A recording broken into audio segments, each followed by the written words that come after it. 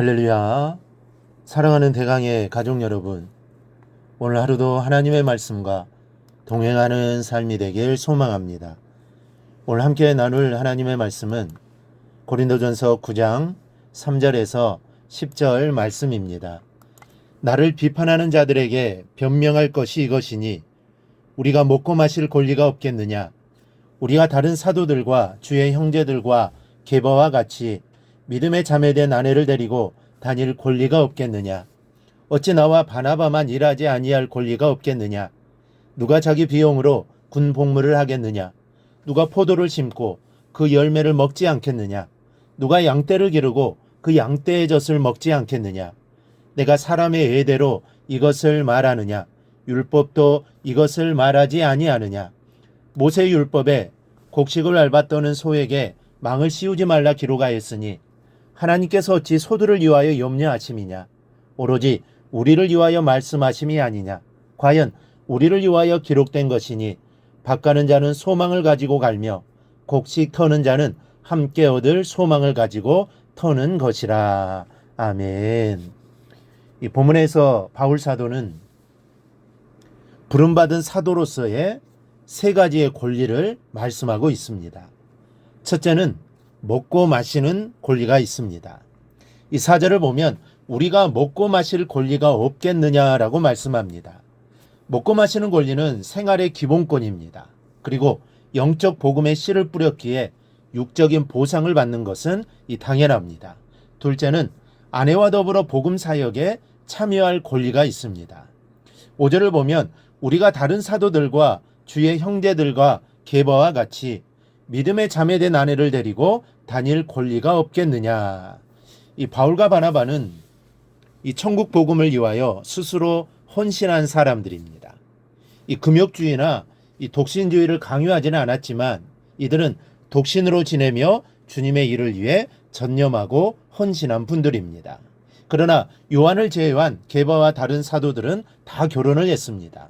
예수님의 형제들도 결혼했습니다. 이는 당시 이 사도들이 아내를 비롯해 가족들을 데리고 다니면서 교회로부터 함께 생계의 도움을 받았다는 사실입니다. 셋째는 일하지 않을 권리가 있습니다. 이 사도직이나 전도자의 직분은 군인이나 농부들처럼 정당한 보수를 받을 수 있는 직분입니다. 이 바울은 율법을 들여서 레위지파와 제사장들이 성전에서 봉사하며 분깃을 얻는 것처럼 사도된 자신도 분깃을 받을 자격이 있다고 말합니다. 그러나 복음에 아무 장애가 없게 하기 위해 바울은 대가 없이 무보수로 전했던 것이죠. 이 사람들은 바울이 자신의 생계를 위해 전도한다는 비난을 했습니다. 그런데 이러한 말을 막기 위해 무보수로 일한 것이죠. 그러면서 주님께서도 복음 전하는 자들이 복음으로 말미암아 살리라 명하셨느니라 라고 하셨다는 점을 상기시키고 있습니다.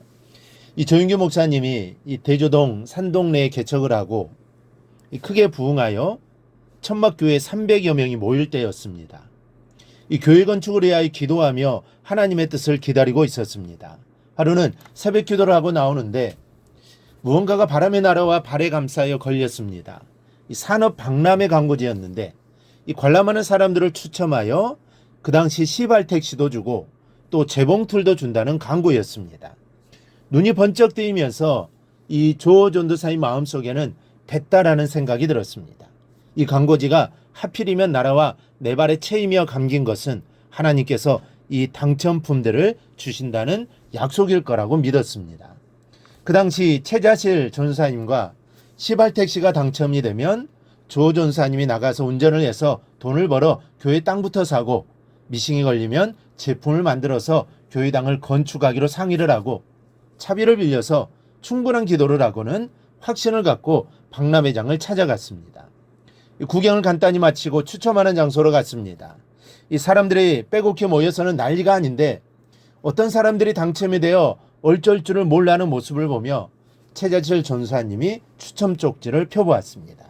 1순 최자실 전사님의 얼굴이 창백해졌습니다. 이 꽝이었습니다.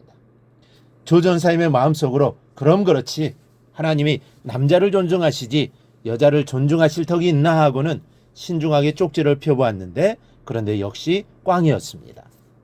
갑자기 차비를 꼬은 것을 갚을 생각을 하니까 앞이 캄캄해지더라는 겁니다. 여러분, 주의 종은 말씀 전하는 일과 기도하는 일에 전념할 수 있어야 합니다. 주의 종이 돈 버는 일에 마음을 두면 주님의 일이 되지를 않습니다. 여하튼 간에 성도는 목사가 말씀과 기도에 전념할 수 있도록 해줘야 하는 것이죠. 이 조인규 목사님 간증으로 다시 들어갑니다. 그 이후에 서울에 산 여자분이 나오셨는데 몸이 병들어 기도받기 위해서 나왔습니다.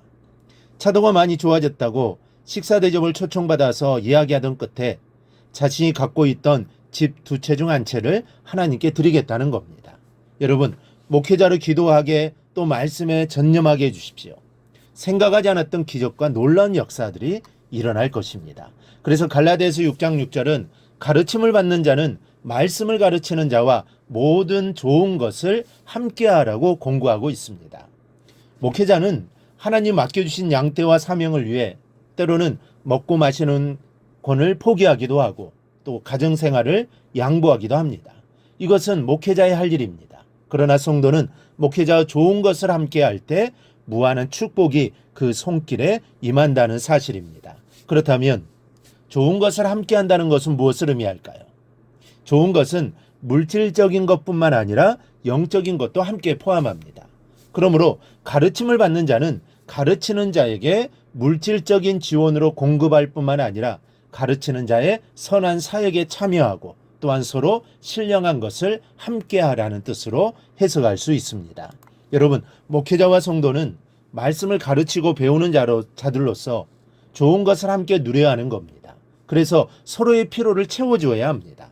즉 목회자는 성도에게 필요한 신령한 양식을 공급해야 하며 성도는 목회자의 생계를 위해 또 물질적인 양식을 공급해야 하는 것입니다. 따라서 목회자에 대한 사례는 단순한 급료의 수준 이상입니다. 그것은 성령 안에서의 친교요 나눔입니다. 목회자와 성도 간에 이러한 관계가 깊어질 때 은혜가 충만하게 되는 것입니다. 오늘 이 새벽에는 오늘 하루는 목회자를 위해 기도해 주시기를 바랍니다. 기도와 말씀에 전념할 수 있기를 위해 또 가장 좋은 것을 함께 나누는 목회자와 성도가 되기를 위해 기도해 줄 수 있기를 바랍니다. 하나님이 우리의 기도를 들으시고 먼저는 여러분에게 그리고 제게도 더없이 좋고 기쁜 일들로 가득하게 해주실 것을 믿습니다. 이러한 은혜가 우리 모두에게 넘치기를 주님의 이름으로 축원합니다. 오늘 묵상한 말씀을 굳게 잡고 삶으로 실천하며 살아내는 대강의 모든 성도들이 되기를 축복합니다.